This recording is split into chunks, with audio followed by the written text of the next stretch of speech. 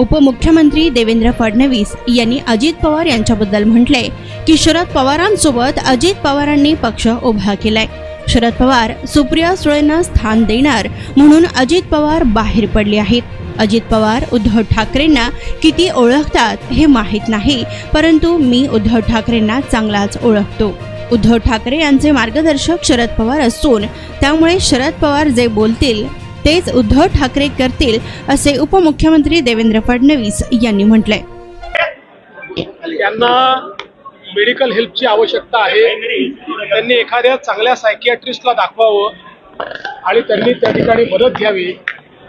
मला असं वाटतं की ज्यावेळेस या स्तराला जाऊ एखाद्या पक्षाचा प्रमुख बोलतो त्यावेळी निश्चितपणे त्याला हे लक्षात येत आहे की जनतेने आपल्याला रिजेक्ट केलेलं आहे आणि म्हणून आता शिवीगाळ करण्यावरती उतरलेले आहेत। तर मला असं वाटतं की खरोखर त्यांचं जे मानसिक संतुलन बिघडलेलं आहे त्याकरता एखाद्या सायकियाट्रिस्टची मदत त्यांनी घ्यावी।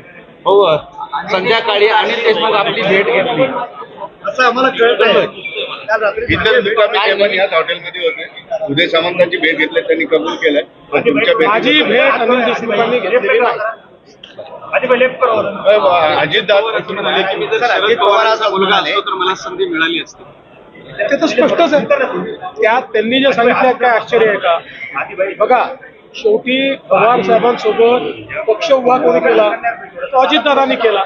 पण शेवटी त्यांना बाहेर का निघावं लागलं? त्यांच्या लक्षात आलं की आपल्याला पक्ष मिळणार नाही, पक्षामध्ये आपल्याला स्थान मिळणार नाही। स्थान पवार साहेब सुप्रिया त्यांना देतील, त्यामुळे ते बाहेर पडले।